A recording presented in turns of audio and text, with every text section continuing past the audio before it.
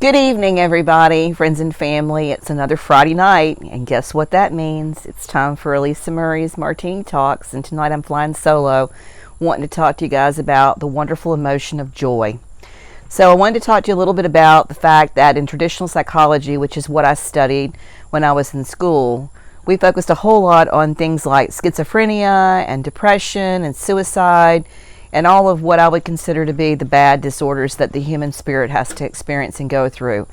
And the wonderful thing about positive psychology is all of the positive psychology tenets are based on emotions and states of being that really are a perfect expression of a happy state and an awesome opportunity as a human being to be able to live a really wonderful, good life.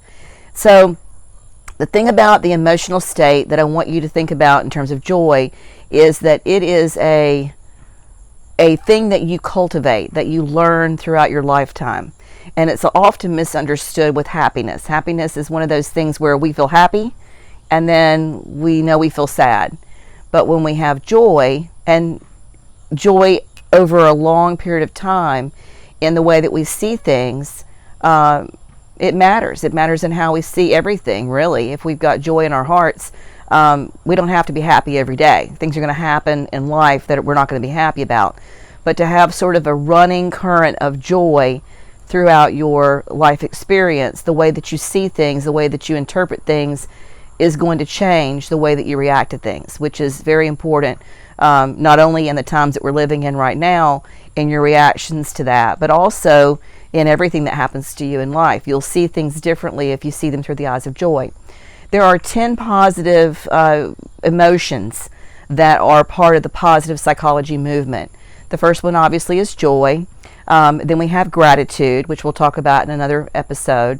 There's serenity, interest, hope, pride, amusement, inspiration, awe, and love. And if you will try to strive in your life to have all of those different states of being, to try to achieve the level that you need to in each of those, you will find that you will always be, to a certain extent, happy. But the joy is one of those things that's so difficult to express, because in psychology, both traditional and clinical psychology, and even in positive psychology, it's been described through so many different eyes of different philosophers and different teachers and tenements, and it's hard to pinpoint what that really means to have joy. But what I'd like for you to think about tonight is, in your life, the experience of joy has been when? When did you experience that the most? Was it in the perfect moment of your child being born? Was it in the gratification of walking down an aisle and knowing that you're going to marry the person that you're in love with, that sees you for the perfect who you are for the rest of your life? What is the perfect moment?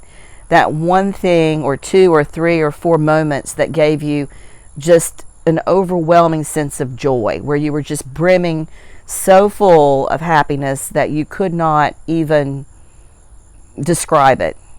And joy for me is like happiness being on steroids. I feel like happiness and joy do go hand in hand, but I feel like happiness, like I said before, passes. You're happy about something.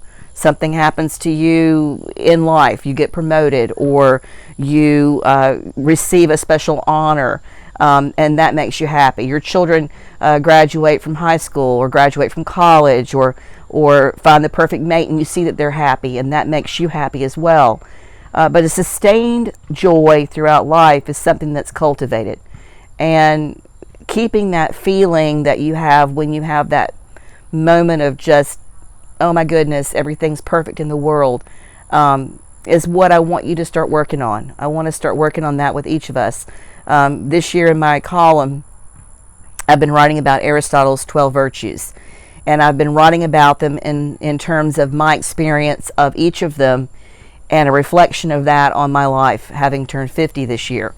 And so, sort of in tandem with the idea and concept of Aristotle's 12 virtues that are seen as something to attain throughout your lifetime in living a good life, in living a perfect life, in living the good life, as they say, especially at Hillsdale College, which I just really stumbled upon and love all of that. If you get a chance at any moment in time to do a little self-study, you would really probably benefit from listening to the lectures on Aristotle's Virtues. If nothing else, it's just really excellent.